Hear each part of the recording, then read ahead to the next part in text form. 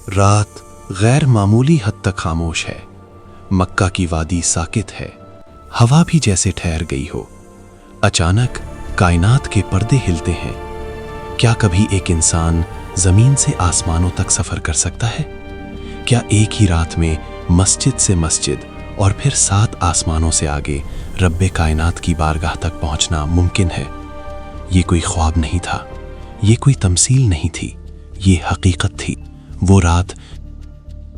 इस्लामी तारीख में चंद वाक़यात ऐसे हैं जो अक्ल को झंझोड़ देते हैं और ईमान को नई जान बख्शते हैं। वाक़या मेराज उन्हीं में से एक है। ये वो लम्हा था जब अल्लाह ताला ने अपने महबूब सल्लल्लाहु अलैहि वसल्लम को ज़मीनी तकालीफ के बाद आसमानी इज़्ज़त अता की। ये वो सफ़र था जो मस्जिदुल हराम से शुरू हुआ और मस्जिदुल अक्सा तक पहुंचा, फिर वहां से आसमानों के दरवाजे खुलते चले गए।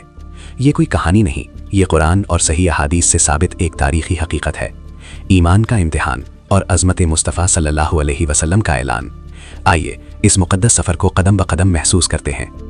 मक्का, अंधेरी रात, रेत के टीलों पर चांदनी फैली हुई है। ये वो ज़माना है जिसे सीरत में आमुल हुज़्न कहा जाता है। हज़रत खदीजा का विसाल, अबू तालिब की वफ़ात, ताइफ की पथरीली गलियां, ज़ख्मी जिस्म, लहू लहान कदम। रसूलुल्लाह सल्लल्लाहु अलैहि वसल्लम तन्हा हैं, मगर अल्लाह की निगाह में सबसे ज़्यादा महबूब। घर की सादगी, खामोशी, इबादत में डूबी रात।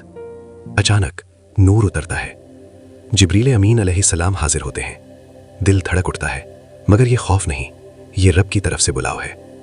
रिवायात बताती हैं कि सीनाए मुबारक को जमजम के पानी से धोया गया, दिल को नूर और हिकमत से भर दिया गया। रात का आसमान गहरा नीला, एक नूरानी सवारी, बुराक, न घोड़ा न खच्चर, तेज रफ्तारी ऐसी कि निगाह जहां तक जाए एक कदम वहां। रसूलुल्लाह सल्लल्लाहु अलैहि वसल्लम सवार होते हैं, जिब्रील साथ हैं। पलक झपकते ही मक्का पीछे रह जाता है। सहरा, पहाड़, वादियां सब जैसे सिमट जाते हैं। कुरान इस लम्हे को यूं बयान करता है। कुरान मजीद में आया, पाक है वो ज़ात जो अपने बंदे को रातों रात ले गई। अब सफर ऊपर की तरफ है। पहला आसमान, दरवाजा खटखटाया जाता है। सवाल आता है, कौन? जिब्रील और मोहम्मद। दरवाजा खुलता है। हजरत आदम अलैहिस्सलाम अपने रूहानी बेटे का इस्तकबाल करते हैं। दूसरा आसमान, हजरत ईसा और याह्या अलैहिस्सलाम। तीसरा, हजरत यूसुफ अलैहिस्सलाम, हुस्न से चमकता चेहरा। चौथा, हजरत इदरीस अलैहिस्सलाम। पांचवां, हजरत हारून अलैहिस्सलाम। छठा, हजरत मूसा अलैहिस्सलाम, आंखों में मोहब्बत और फिक्र। सातवां, हजरत इब्राहीम अलैहिस्सलाम, बैतुल मामूर से टेक लगाए हुए। ये सब एक दूसरे से बढ़कर इज्जत दे रहे हैं। अब फरिश्ते भी खामोश हो जाते हैं। जिब्रील कहते हैं, या रसूल अल्लाह, यहां से आगे मैं नहीं जा सकता। अगर एक कदम भी बढ़ाऊं तो जल जाऊंगा। आगे सिर्फ मोहम्मद सल्लल्लाहु अलैहि वसल्लम। सिदरतुल मुंतहा, ऐसा नूर के अल्फाज खत्म हो जाए। जन्नत की खुशबू, नहरों की आवाज, फरिश्तों की तस्बीह। ये वो मकाम है जहां अक्ल रुक जाती है, ईमान शुरू होता है। यहां रसूल अल्लाह सल्लल्लाहु अलैहि वसल्लम को जन्नत और जहन्नुम के मुशाहिदात करवाए जाते हैं। नेकियों के इनाम, गुनाहों की सजाएं, इंसानियत के लिए सबक। अब सबसे अजीम लम्हा, कोई पर्दा नहीं, कोई वास्ता नहीं।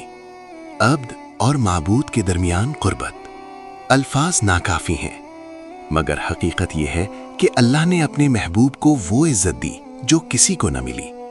यही उम्मत के लिए तोहफा दिया गया। 50 नमाजें। वापसी पर मूसा अलैहिस्सलाम कहते हैं, उम्मत बर्दाश्त नहीं कर पाएगी, कमी की दरख्वास्त कीजिए। रफ्ता रफ्ता 5 रह गईं। सुबह हुई। मक्का वैसा ही था, मगर तारीख बदल चुकी थी। लोगों ने मजाक उड़ाया, कुछ ईमान से हट गए, मगर अबू बकर ने कहा, अगर मोहम्मद सल्लल्लाहु अलैहि वसल्लम ने फरमाया है तो सच है, इसीलिए वो सिद्दीक कहलाए। वाक़या मेराज हमें क्या सिखाता है कि तकलीफ के बाद राहत है, आजमाइश के बाद इज्जत है, और अल्लाह अपने बंदे को कभी तन्हा नहीं छोड़ता। नमाज को मामूली ना समझें, ये ज़मीन और आसमान का ताल्लुक है। ये मेराज का तोहफा है। जब भी सजदा करें, याद रखें, यही वो लम्हा है जब बंदा अपने रब के सबसे करीब होता है।